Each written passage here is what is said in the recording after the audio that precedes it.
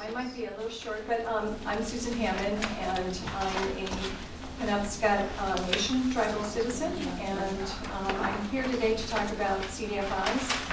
And I'm curious, CDFIs are community development financial institutions. They're sort of an alternative way to finance in the community. It's primarily in distress or communities where there's conventional lenders or financiers don't typically go into. So I'm curious if anybody here is aware of the community development financial institution model, CDFI model. No? No.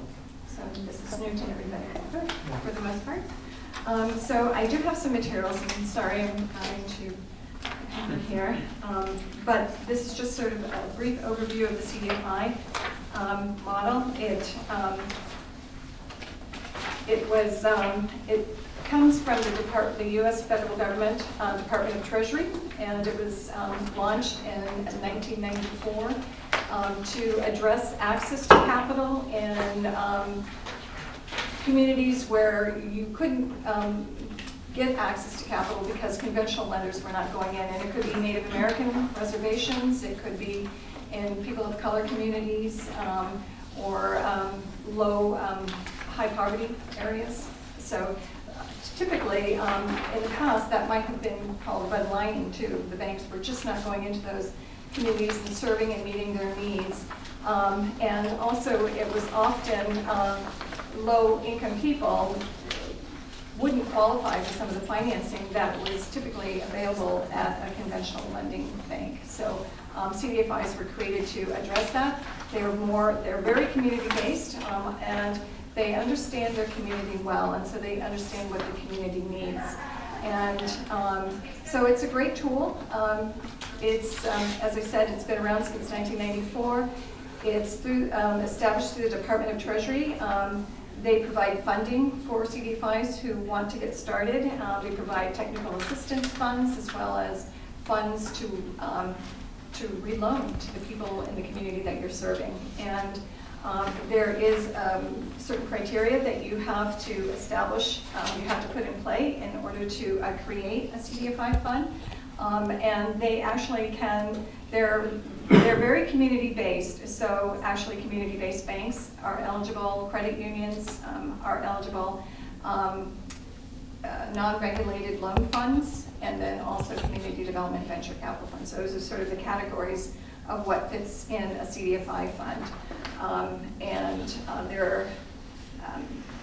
There are 9 in the state of Maine, and so my organization, Four Directions Development Corporation, is one of those. We are we're actually designated as a Native American Community Development Financial Institution, Native CDFI. So we have our own particular category, and we serve just the Native Americans living here in Maine. That's sort of what they call our target market, and so that's where we put all of our loan products and financial educational services. But there is, maybe some of you are aware of Coastal Enterprises Incorporated. They are a CDFI as well, and they serve the entire state of Maine. And they get started primarily helping with lending to fishermen on the coast and creating sort of fishery product, loan product for those people in the working waterfront areas. But they've expanded, and they certainly have expanded their mission, and they do a lot of different things now at this time. Genesis Fund, it's actually an offshoot of CEI, and they fund a lot of community development projects and housing development projects in low-income areas. And we partnered with them to do some housing development projects in the Native communities as well. They do community facilities, and so that's sort of where their expertise is. So every community development fund, financial institution, sort of creates their own market that they're going to serve, what kind of loan products that they want to make available. And the other piece about the CDFIs is you're not just a lender, you also have to provide what they call developmental services. So there's 2 components to a CDFI fund. You have to have an educational component as well as a financing component. And you can, again, determine as your own community development financial institution what it is that you want to provide to the communities that you're serving. And for instance, with For Directions, we provide housing loans to Native people living on the reservation. They weren't able to go to a bank and get a loan because their land is owned in trust by the tribe or by tribal members. Banks want collateral. They want to come in and take an assignment of land, which you can't do in Indian country. So Native people weren't able to go and get the typical financing to purchase a home, to make home improvements on their home, or to even tap into any sort of equity, if there was equity in their home, to create a business or send a child to college. So there was a real need in our Native communities, and so we created For Directions as a revolving loan fund. So we do provide home improvement loans. We provide actually home purchase loans so people can purchase a home. And we do debt consolidation and home equity loans as well. And then we've also delved into some credit builders for those individuals who may not qualify for one of those housing loans because they have some credit issues. We have what we call our credit builder loan to help those improve their credit, maybe pay off some outstanding debt, and work toward improving their credit. So we do that as well because we saw that there was a need for that. Part of our developmental service sides that we offer is home buyer education. You know, a lot of our tribal members, it's the first time they're purchasing a home. They don't know what that entails or what it involves. And so we provide home buyer ed. In fact, if they haven't purchased a home in the last 3 years, it's required in order for them, before they can apply for a loan, is to take home buyer education. And that's offered throughout the state of Maine. And there's also some home buyer ed training online, so they can have access to that, so those that are living in the rural communities might not be able to take it in person. We also do a lot of counseling, and we do that on the front end. We do what we call pre-purchase counseling to help prepare our tribal members to borrow. And so that's a lot of high touch and intense type of counseling. We look at their income source, we look at their expenses and help them create a budget. We know that they need to create a savings account and help them establish a savings account. We also bring an awareness to them about match savings accounts. So if they're low income, they could enroll in what they call an IDA, individual savings account, or a family development account. And those funds will be matched through this program. They do have to continue their counseling, their financial capability counseling. But for instance, the Penquist Cab has a match savings program. And it's open to everybody, not just natives, because it's beyond just what we do, but we refer them to it. If they, for every dollar saved, they get $4 in return, and those can be used for, they can save up to, not remembering how much, I think it maybe $5,000 or $6,000, but it can be used for a down payment. It can be used to start a business.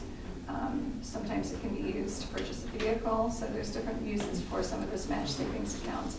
So we bring in awareness to that for our people, and we do actually a volunteer income tax assistance program too. Every February, March, we go into the Native communities and we help them with their taxes, filing their taxes. We either will help them in preparing their taxes, or through a computer assisted model, we'll help them go in and file their taxes online and get direct deposits, and they don't have to go to H&R Block or any of these other organizations that charge them $200 or plus to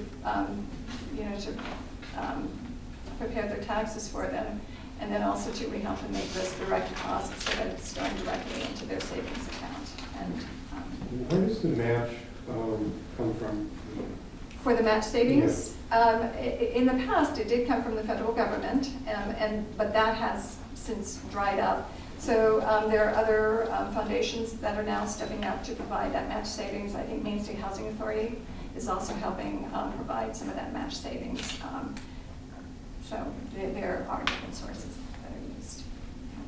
Do the people who do the counseling and are employed have a Yeah. stake in the ownership of this organization? No, actually, no. This is a nonprofit organization, but I suppose there could be other CDFIs that could be created that are more cooperative based. but this is a nonprofit. It was initiated by the Penobscot Nation, and our board, those who govern the organization, are people from the community. So we do have representation from each of the 4 tribes sitting on our board of directors. And so they are sort of the decision makers about the organization. So that's where we get input and accountability from the community, from our board of directors. How are you capitalized?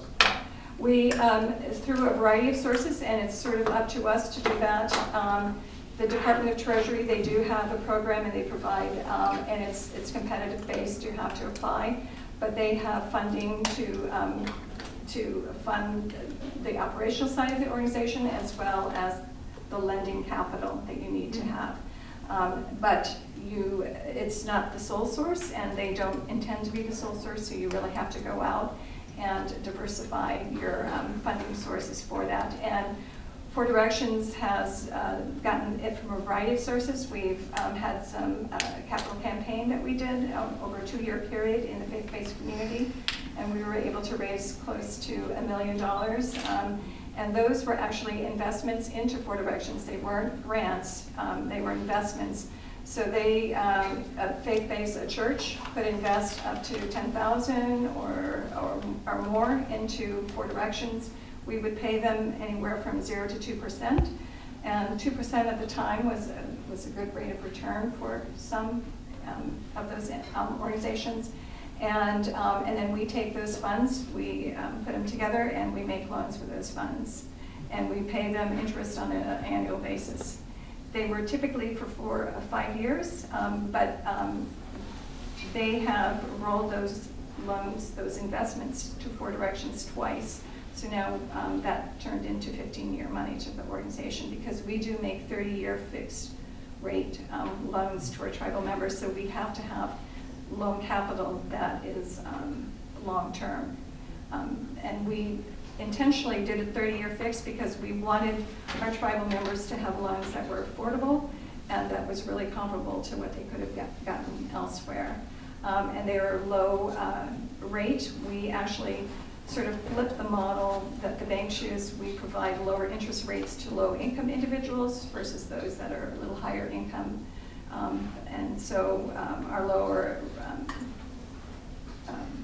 our low-income tribal people are getting right now 5% interest rate, and those that are, and then we have a range of 6 to 7% for those that are outside that low-income range. Is that based on the crime? Actually, it's based upon our own cost of capital.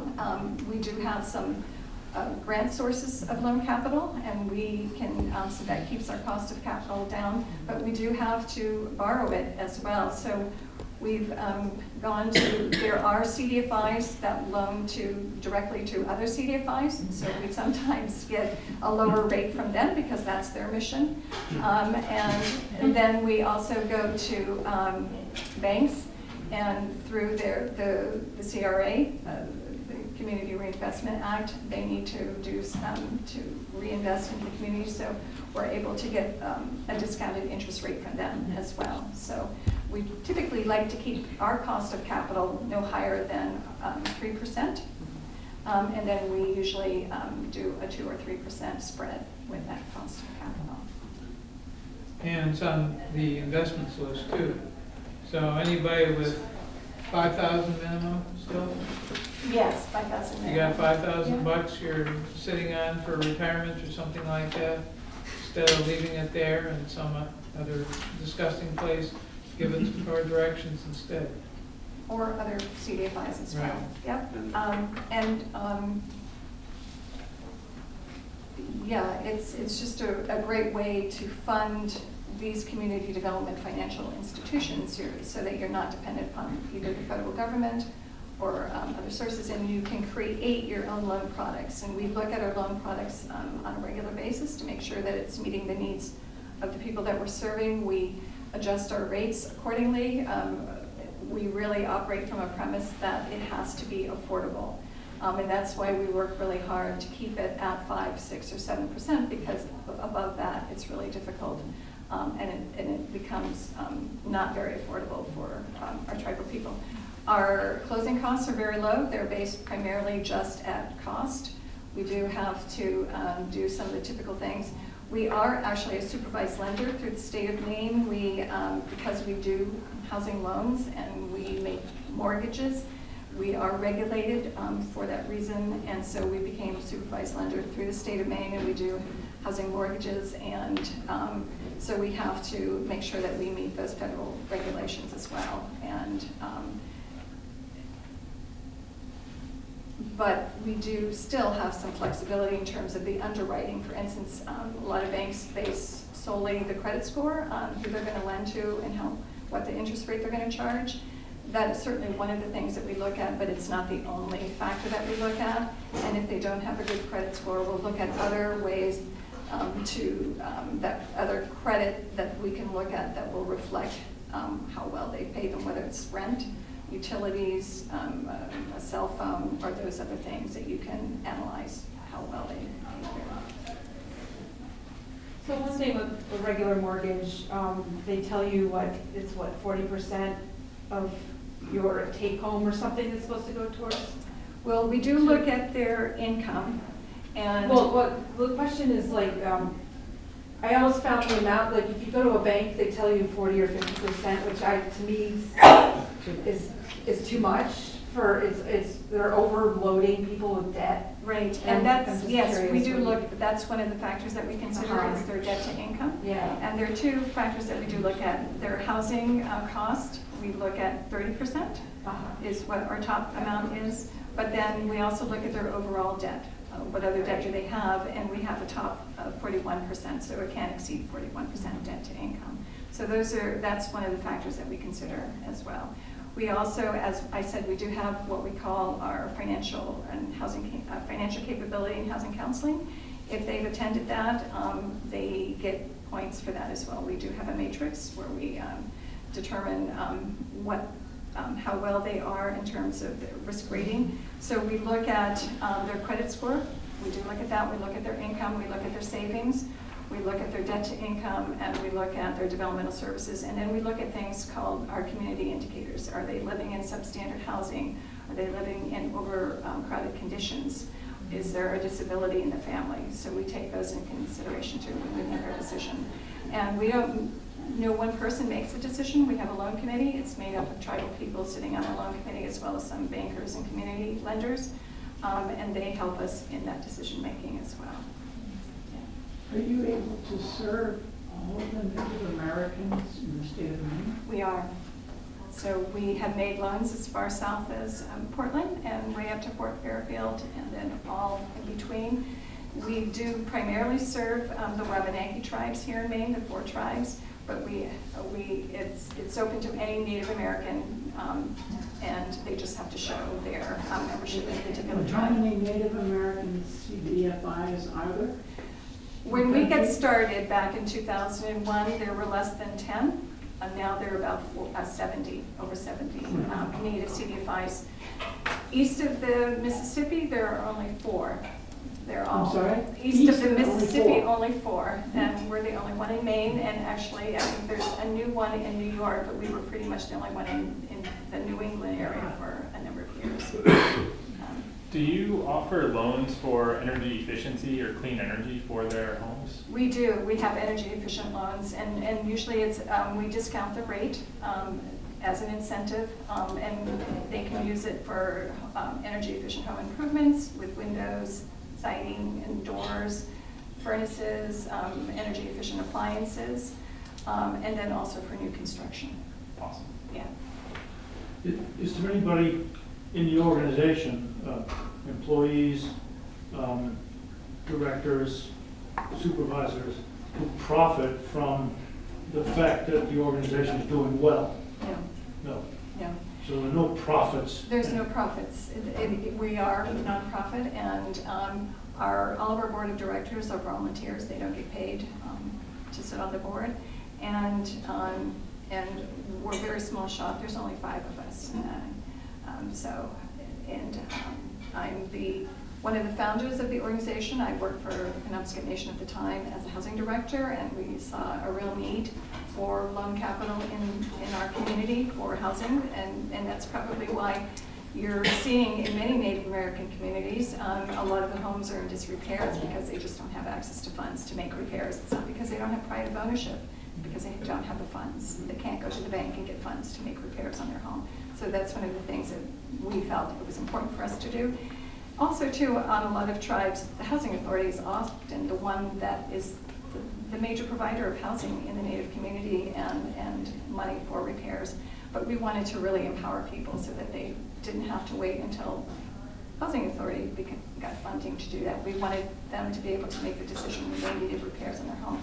They could come to an organization like Four Directions and make those necessary repairs and not have to wait 10 or so years. How big is your portfolio? Right now, it's about 5.8 million, and our delinquency is around 2%. So Native American people pay their bills. Isn't that the case pretty much everywhere? It is with nationwide. CDFIs? Yes, Yep. it's pretty incredible Yep. when you think about the rich people who don't pay their bills. When we started, they said Native American people are not going to pay these loans. Yeah, And it's I true, though. disagreed with them and moved forward, and we have a very well-performing portfolio. I do have micro lending around the world, third Yes. world countries too. I have very, I think that the Cooperative Fund of New England has an extremely good record too with getting their bills paid. They're 1.9, 1.9%. lost for 2 years, Yeah. and nothing lost for investors, no penny. Right. So what happens if they Same with us as well. can't pay back? Do you do the same thing, put a lien on their property, or? We have had to foreclose on some of the homes that they weren't able to pay. Right. Typically, we encourage, as we start to see if they're having difficulty, we encourage them to put their home on the market and try to sell it, because we Yeah. always work with them first. If they've just gotten behind for different reasons, and it could be a divorce, it could be a loss of job, it could be illness of a family member, or so we work really hard to keep them in their home. And so we do a lot of delinquency counseling on our end, and we will do different things, a variety of different strategies to help them stay in their home. But there's always going to be those that aren't able to make payments, they've lost a job and they can no longer afford their home, so we encourage them to sell their home. Often, in lieu of going through a foreclosure, we'll do a deed in lieu so that they don't have to go through that expensive foreclosure process. And foreclosure is really traumatic for people, and we really want to minimize any of that kind of trauma to them and their family of losing their homes, so we work really hard to do what we can to ease them out of it. Can you talk with, I mean, it seems like a lot of the things you're doing make a lot of sense and could be useful for other people as well. I mean, I think even like the small example of, if nobody has a credit score, to be able to use other types of credit. Are those practices that are becoming more widely, around in the banking world in general, or is that something that, like, if a practice like that might start in a CDFI, could be then translated into a more widespread mainstream field? I think some of the loan products, the housing loan products out there are starting to look at those alternatives.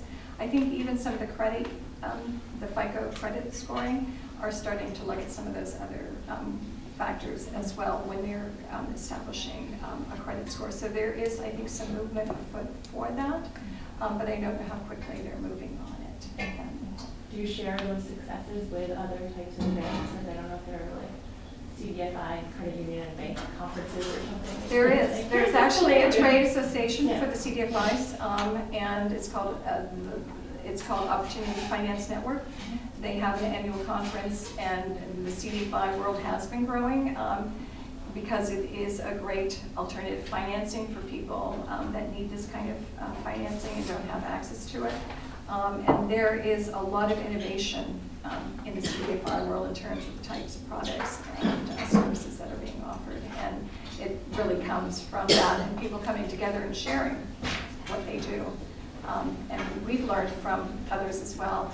And there's actually a Native American CDFI convening that we have every year. And that's been really helpful. And we actually have a track specific to Native communities because when you lend to Native communities, it's very different than lending on fee simple land. So there's lots of training opportunities to learn how that's done in Indian country. Susan, are there any revenue come from the tribal trust to support direction? Well, the Wabanaki tribes are wealthy tribes, and they, but we have gotten some Right. funding from them. Yes, grants, actually primarily. So we have gone to them on a regular basis and have been able to raise some funds from them. There was one large grant from the Penobscot Nation, over 100,000, and we were able to match that with some other funding source. And so with that dedicated funding from them, about 200,000, we were able to make low interest loans to 50% median income or less at 3%, which makes it very affordable when you, at 3% for a low income individual to own a home. So there are different strategies that we do use, but the tribes they do try and invest in poor directions when they're able. Are you suggesting that we should develop more CDFIs? I think it's extremely difficult to make a new CDFI, isn't it? It's not an easy thing to do. Certainly to support CDFIs that are serving in your state, or I think is a good idea as well. In order to be self-sustaining, there's a certain scale that you have to reach, and there's certain benchmarks that the CDFI fund requires that you reach in order to apply for their funding sources, and it can be very competitive. They look at your sustainability, they look at your delinquency, they look at a variety of ratios on how well you're performing on a financial basis, and also how well you deploy your funds. You have to make sure that you're making those loans and meeting the needs of the community, and so they look at that as well. So there's a variety of things that they look at, and it's very competitive, especially when I started, as I said, there was only 10 of us. Now there are 70, and the pie hasn't really grown much in any significant way. Can I say something on that? CDFIs are a special category, whereas loan funds, like somebody mentioned, Slow Money Maine, there are a couple of loan funds that Slow Money Maine uses primarily or pretty much exclusively for agricultural kinds of projects.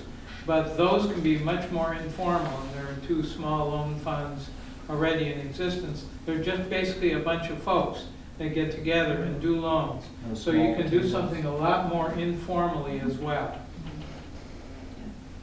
Susan, I was wondering. And we started out small. Yeah. I was wondering what your biggest barrier or your greatest need might be. I think what I'm always looking for is making sure that I can keep my loan capital costs low so that I can provide low-cost loans to tribal people. That's been a real strong part of my mission to the organization, because I truly believe that's why our delinquency is so low, is if you provide affordable capital to people, they're going to be able to meet that. And that's really my struggle. We make about $1 million now a year in loans, and I have to raise that $1 million year over year to relend out. So, but as we've grown and as we've reached certain accomplishments and benchmarks, it has become a little easier for us because we do have a track record. And so other people who want to lend to Four Directions at a discounted rate, and that's the other piece too, that we always require them to lend to us at a discounted rate. It is becoming a little easier because we do have a good track record and we're financially sound at this point. In the early days, it was a bit of a struggle. What are your funding sources? CDFI is a major one, but it's not the only one, and we've been trying to, our federal sources, we're trying to get down to about 50% of our capital needs. There is a Native American CDFI intermediary called OWISTA, and they raise capital to relend to organizations like myself. And so they just gave us a large loan at 2% for 10 years, which is really very favorable to us, and so that's really good. Wells Fargo, they actually have a housing foundation. And whatever you may think about Wells Fargo, they did invest in 5 Native American CDFIs this past year, and it will be over a 5-year period. They've granted us $120,000 to make the down payment assistance grants of $5,000 each. So we can do 20 down payment assistance loan grants this year, and then we'll do that for the next 5 years. So that's $500,000 into the organization for down payment assistance. So that's another source that we've used. And Deutsche Bank is now, we've made a request to them, and they're underwriting our loan and looking to, but so those are, some of those big banks are able to use some of their profit to reinvest in organizations like CDFIs at lower interest rate. Do you have any socially responsible investment funds that are? We've looked at them, but some investors require a larger scale than what we do, and we're considered very small. And so we're not at a scale that they would be interested in looking at us, but there are 2 other CDFIs here in Maine that do housing lending like Four Directions, so we're looking to do a joint request where we can create the scale that's required, and then each of us get a portion of that.